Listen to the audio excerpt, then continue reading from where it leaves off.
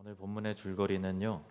예수님의 열두 제자, 열두 사도 중에 한 사람이었던 가룟 유다가 변절하고 또 죽음과 함께 그 자리가 비었죠. 그래서 비어진 자리를 마띠아가 채웠다라고 하는 그런 내용입니다.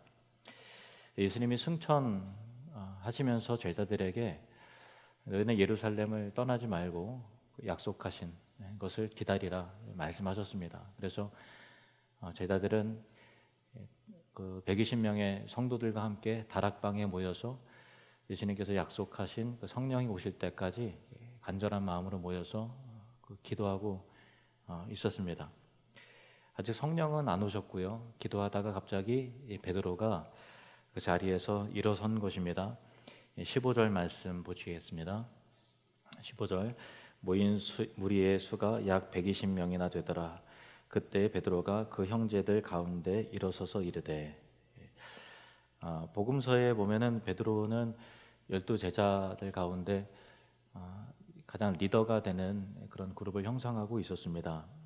그러나 예수님이 가장 어려운 상황 속에서 고난 받으실 때에 결정적으로 예수님을 부인하고 또 배신했던 자가 바로 베드로죠.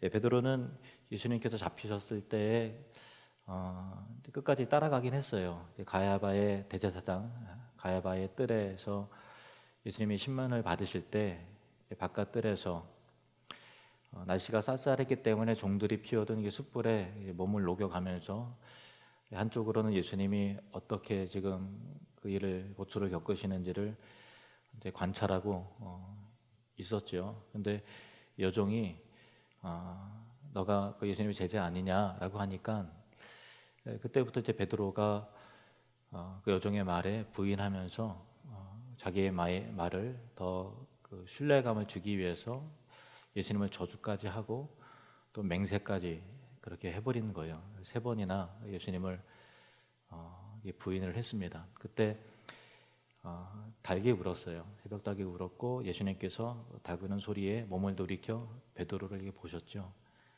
그때 이제 베드로도 예수님께서 자신을 쳐다보는 그 시선을 느낄 수 있었습니다. 그래서 밖으로 나가서 통곡하고 오열하면서 회개를 했습니다. 통곡하면서 울면서 아침을 맞이했던 베드로였습니다. 그러면서 이제 깨닫지.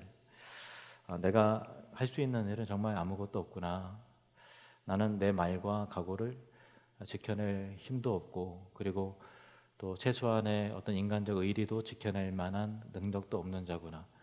나는 진실이 있다고 생각했는데 참 실상은 위선이었고 거짓으로 가득했던 그런 자였구나.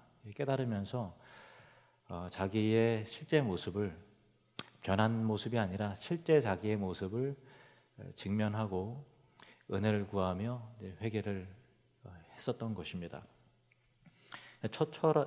이게 처절하게 무너진 다음에 베드로는 얼마 후 다른 제자들과 함께 고향 갈릴리로 내려갔습니다. 그리고 예수님을 만나기 전에 생업을 이루어 가던 이 갈릴리 어부로서의 본업을 하면서 그 갈릴리 바다에서 다시 그물을 잡고 밤새도록 거친 바다와 싸웁니다. 그 밤이 새도록 그날도 한 마리도 낚지 못했던 때에 희미하게 동터오는 새벽이 되었고 아무것도 잡지 못하고 빈 그물을 끌어올리는 바로 그때 저 멀찍이 해변에서 낯익은 한 사람이 보이는데 바로 부활하신 예수님이셨습니다. 예수님은 절망 가운데 사명을 잃어버린 제자를 찾아오신 것이었습니다. 예수님은 그 해변가에서 그 숯불을 피워두고 마치 얼마 전 베드로가 숯불 앞에서 예수님을 3번 배반했던 것과 비슷한 광경이죠. 숯불 앞을 피워두고 그 위에 생선과 또 떡을 구우시면서 제자들을 초청하셔서 아침 식사를 준비하시는 그 자리에 초청을 하셨습니다. 와서 먹으라. 고개를 들 수 없을 정도로 부끄러운 마음으로 다가와서 예수님과 함께 제자들은 또 베드로는 조반을 먹었습니다.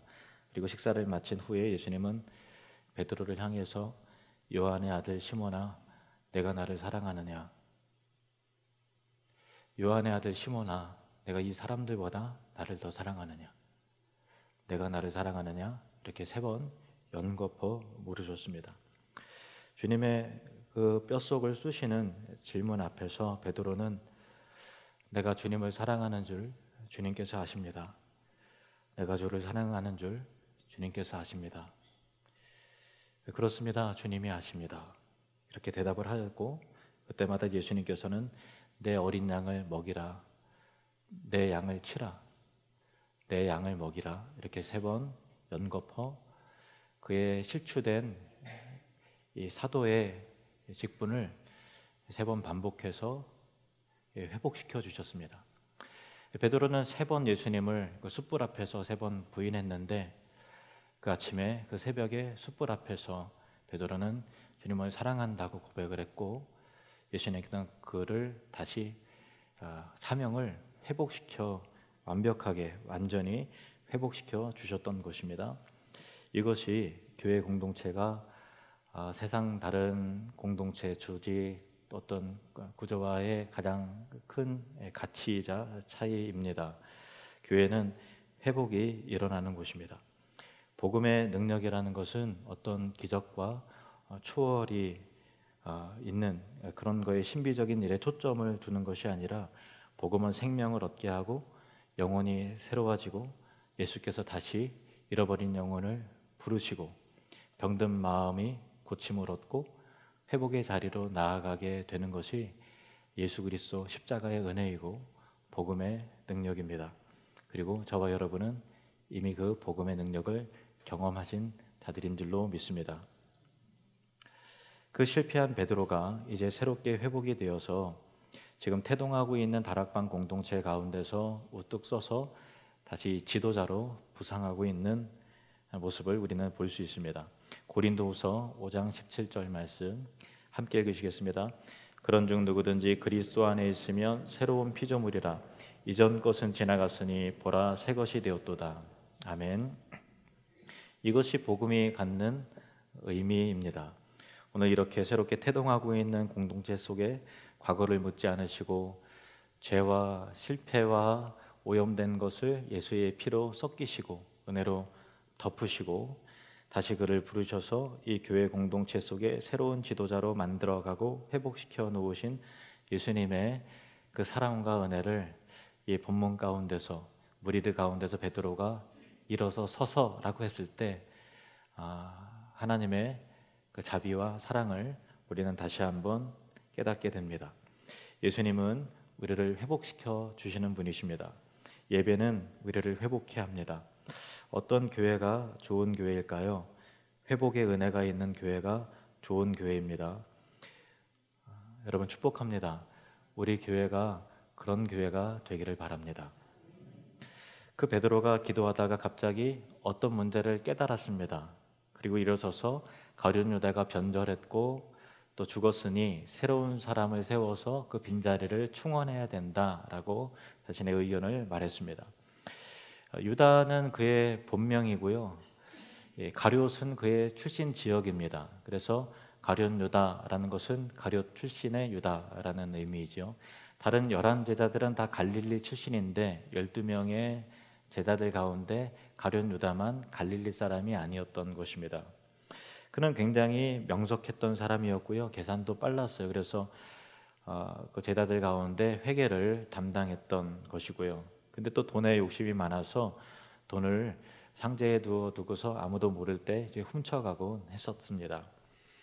요한복음 기록에 보면은 이 가룟 유다가 원래 믿음이 있었으나 그 믿음이 식은 사람이 아니라 처음부터 믿지 않았던 그런 사람이었다고 말하고 있어요. 그래서 자신의 어떤 인간적 욕심과 야망을 채워줄 만한 자가 예수가 아니라는 것을 결국은 깨닫고서는 차라리 뭐 이럴 바에는 돈이라도 챙겨야 되겠다 싶어서 대제사장들에게 가서 내가 예수를 너희들에게 넘길 테니 얼마나 주려느냐 이렇게 담대하게 흥정을 했던 사람이 바로 가룟 유다였습니다.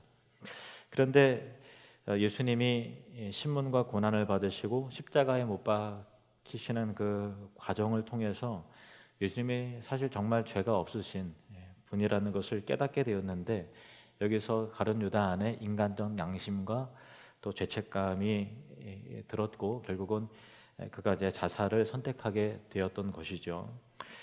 분명한 것은 그것은 인간적인 양심에 따른 선택이었던 것이지 예수 그리스도를 구세주로, 예수를 그리스도로 구세주로 믿는 어떤 믿음에 의한 회개가 아니었던 것은 이게 분명합니다. 그냥 양심에 따른 자살, 그 결과였던 것이죠. 그러나 어떤 사람은 혹 생각하기를, 그래도 가룟 유다가 예수님께서 우리를 구원하시는 데 있어서 어떤 계기가 되고 또 도구가 되어서 예수님의 십자가 구원이 이루어졌으니까 하나님의 섭리 속에서 쓰임받은, 나름대로 쓰임받은 사람이니 그도 어떤 면에서 좀 억울할 거 아니겠는가, 또 그에게도 나름 공로가 있는 것 아니냐 하는 생각을, 그런 또 엉뚱한 생각을 하는 사람도 있습니다. 그 당시에도 초대교회 성도들 중에 또 사람들 중에 늘 가까이 지냈던 이 가룟 유다에 대해서 참 연민의 마음, 안타까운 마음, 그래도 그도 사도 중에 한 사람이었는데 하는 어떤 동정의 마음이 있는 사람도 혹 있었을지도 모릅니다. 그러나 성경은 그렇게 생각할 여지를 전혀 주지 않습니다. 뭐라고 말합니까? 사도행전 1장 16절에서 20절 말씀을 보면은 베드로가 일어서서 말하는 내용이 이것입니다. 형제들아, 성령이 다윗의 입을 통하여 예수 잡는 자들의 길잡이가 된 유다를, 그냥 유다가 아니라 예수 잡는 자들의 길잡이가 된 유다를 가리켜 미리 말씀하신 성경이 응하였으니 마땅하도다. 이 사람은 본래 우리 수의 가운데 참여하여 이 직무의 한 부분을 맡았던 자라. 이 사람이 불의의 삭스로 밭을 사고, 불의의 삭시예요, 불의의 삭. 불의의 삭스로 밭을 사고 후에 몸이 곤두박질하여 배가 터져 창자가 다 흘러나온지라. 이 일이 예루살렘에 사는 모든 사람에게 알리어져 그들의 말로는 그 밭을 아겔다마라 하니 이는 피밭이라는 뜻이라. 시편에 기록하였으되 그의 거처를 황폐하게 하시며 거기에 거하는 자가 없게 하소서 하였고, 또 일렀으되 그의 직분을 타인이 취하게 하소서 하였도다. 베드로가 이 마지막에 인용한 구절은요, 다윗의 시편인데 69편하고 109편을 인용을 하는 거예요. 미리 이 가룟 유다에 대해서 다윗의 입을 통해서 하나님께서 미리 예언하신 것들이 성취가 되었다라는 거예요. 그런데 그가 예수 잡는 자들의 앞잡이가 되고, 그는 불의한 일을 겪었고, 그리고 스스로 목매달아 죽었는데, 자살한 사람 가운데 목매달아 죽었는데 그 끈이 떨어져 갖고 이 배가 터져서 창자가 다 흘러내릴 그 확률은 얼마나 될까요? 사실은 이런 모든 그 과정은 정말 그가 저주를 받은 것이구나 라는 것들이 명백하게 드러나는 그런 사건이었다는 것을 그 베드로가 확인시켜 주는 내용이죠. 베드로의 입을 통해서 하나님이 우리에게 확인시켜 주는 내용이에요. 그에 대해서 어떤 연민과 동정을 품을 어떤 또 다른 것으로 해석을 할 수 있을 여지를 조금도 주지 않는 그런 성경의 기록인 것입니다. 그러므로 베드로는 다윗이 시편에서 미리 말한 대로 그의 직분의 빈자리를 타인이 들어와서 취해야 된다. 그래서 다른 사람이 들어와서 충원되어야 한다고 말했던 것입니다. 성경을 근거로 그렇게 그 베드로가 말하고 있는 것이죠. 그러면 어떤 사람이 이제는 사도의 빈자리에 들어와야 하는가? 그 조건으로 제시된 내용은 예수님께서 그 세례 요한의 세례 때부터 공생애가 쭉 시작이 되잖아요. 그때부터 처음부터 다른 제자들과 함께했던 자들, 예수님의 어떤 그 산상수훈의 말씀이라든가 여러 가지 기사와 이적을 행했던 그런 모든 내용들, 그리고 고난 받으시고 십자가 못 박혀 죽으시고 부활하시기까지, 그 모든 과정들을 제자들과 함께함을 통해서 예수님의 행적과 메시지를 증인으로서 증거해낼 수 있는, 우리와 같이 사도들과 같이 증인의 자격을 갖추고 있는 사람들이 알아야 한다라고 그 자격을 제시를 했을 때, 그때 최종적으로 후보가 된 사람이 둘이 있습니다.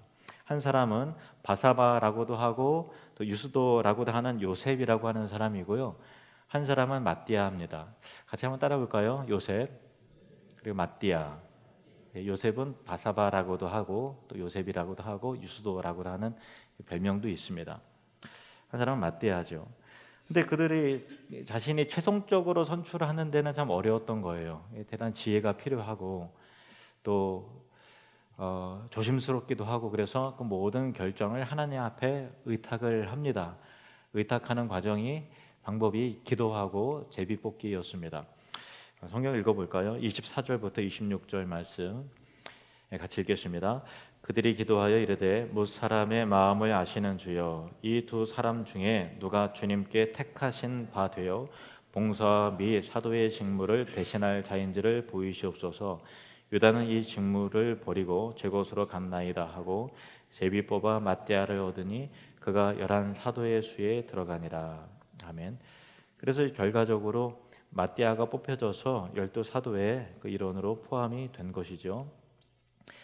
그런데 마띠아가 12 사도에 포함이 되었지만 그 후에 마띠아가 어떤 복음을 전했는지 어떤 일을 했는지 그 행적에 대해서 전혀 그 성경이 기록하고 있지 않고 침묵하고 있기 때문에 나중에 교회를 핍박하던 이 사울이 바울이 되어서 사도 바울로서의 그 복음의 사역을 굉장히 능력 있게 감당하지 않습니까? 그래서 어떤 사람들은 이때 너무 성급하게 마띠아를 괜히 뽑은 거 아니냐, 그 빈자리에 사도 바울이 딱 들어가야 되지 않겠나라고 하는 그런 의견이 고대로부터 지금까지 계속 있었습니다.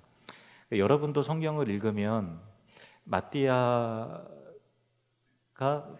복음서에도 전혀 나오지 않고 이때 잠깐 나왔다가 그리고 그가 어떤 행동을 했는지 전혀 기록이 없기 때문에 이 자리가 사도 바울이 어울리지 않는가라는 생각을 성경을 좀 유심히 읽어보시는 분들은 한 번쯤 그런 생각을 했었을 것인데요.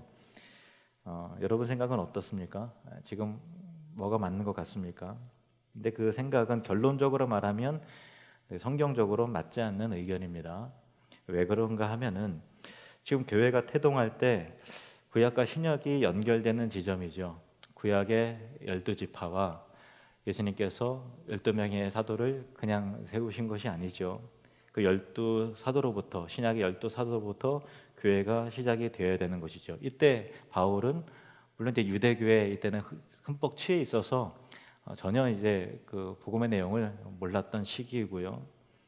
그래서 이 12사도로부터 이 구약의 12지파를 상징하는 구약의 구속사적인 연결과 이제 신약의 교회 시대의 12사도로부터 시작이 되어야 교회가 온전해지고 또 하나님 앞에서 정당하게 교회가 거룩하게 온전하게 완벽하게 세워지게 된다라는 것을 베드로가 기도하다가 성령의 은혜 가운데 깨달았던 것이죠. 그래서 베드로가 일어섰던 것이고, 그래서 마띠아가 결국 들어가서 사도의 수를 12로 채운 것은 구속사적으로 아주 합당한 일이라고 할 수 있습니다.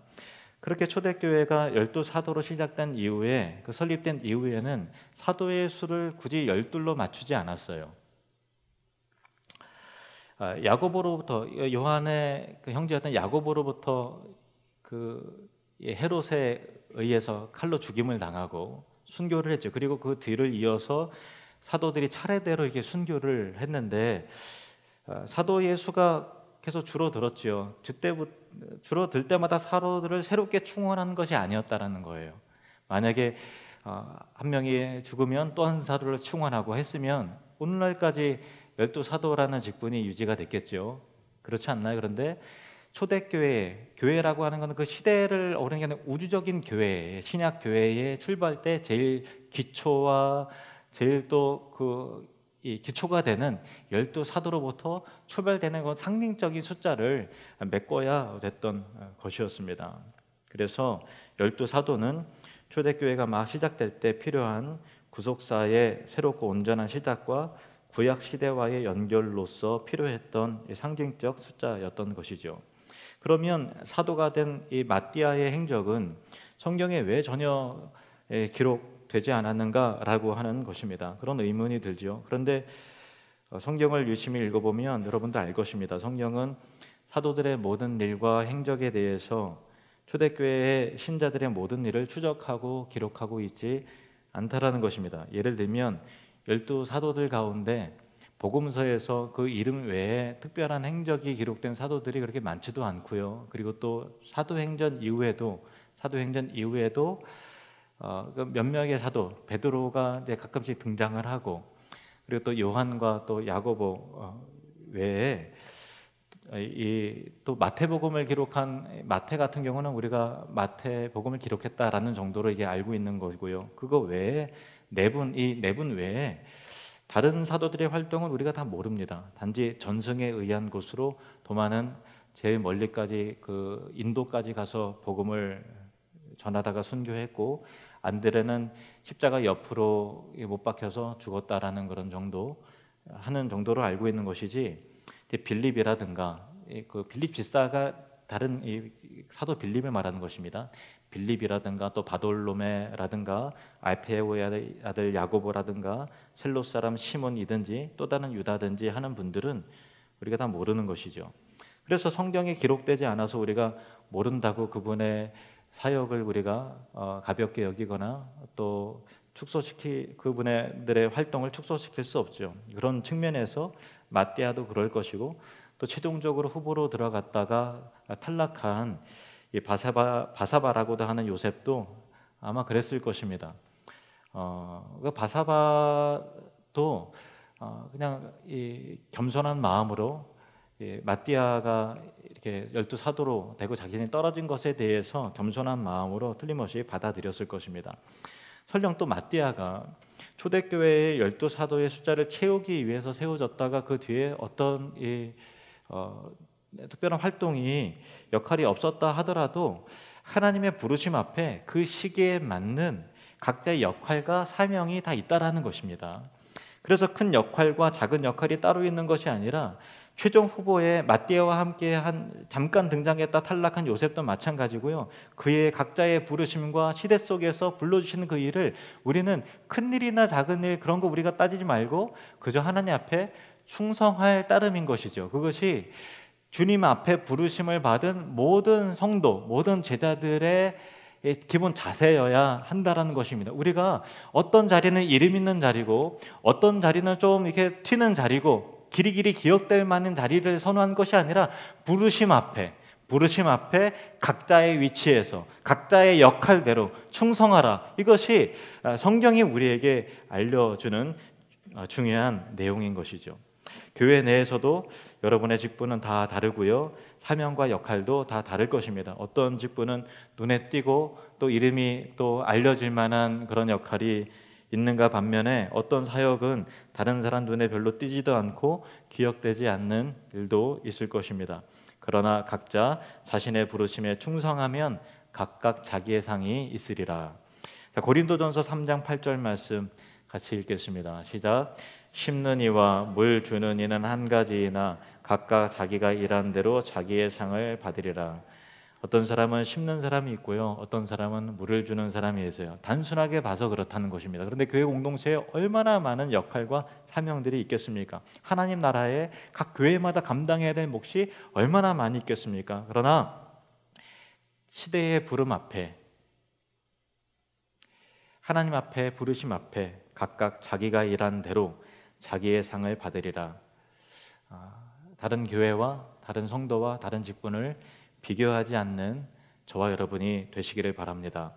초대교회 복음의 역사는 수많은 우리가 알지 못하는 무명의 그리스도인들이 함께 세워나간 역사입니다. 2000년 기독교 역사가 그랬습니다. 다락방에 모여서 공동체를 이루고 기도했던 120명의 성도들 가운데 이름이 알려진 성도들은 12명의 제자와 몇몇 사람들 외에 우리는 다 몰라요. 100명의 성도들의 이름을 우리는 다 알지 못하죠. 그들은 이름은 있었으나 우리에게는 무명한 자들 아닙니까? 그러나 거기에 100명의 무명의 헌신된 그리스도인들이 약속하신 성령을 같은 마음으로 품고 기다렸기 때문에 그 오순절에 성령의 역사가 이루어졌고 다 같이 성령을 받았고 초대교회에 헌신을 하면서 그렇게 이름 없이 빛도 없이 그렇게 교회를 일으켜 세운 귀한 그 한 사람 한 사람이 있었다라는 것을 저와 여러분은 기억을 해야 하는 것입니다. 무명한 그리스도인들이 무수히 많을지라도 그러나 하나님 앞에서 무명한 그리스도인은 한 사람도 없다는 사실을 아십니까? 저나 여러분이나 우리 교회나 세상에서 무명한 사람들이죠. 무명한 교회에 불과합니다. 그러나 하나님 앞에서 무명한 그리스도인은 한 사람도 없습니다. A.W. 토저라고 하는 분의 책을 보면은 이런 글이 있는데 제가 이 글을 읽고 말씀을 맺겠습니다. 무명의 그리스도인은 없다. 하나님의 아들들 중 하찮은 삶은 없다. 각각의 그리스도인은 모두 중요하며 밤낮으로 삼위일체 하나님의 눈길을 끌어당기는 표지판이다. 예수님이 무수히 많은 사람 중에서 우리를 뽑아내 그분께로 부르시면 얼굴 없는 사람이 얼굴을 갖게 되고 이름 없는 사람에게 이름이 주어진다. 기도하시겠습니다.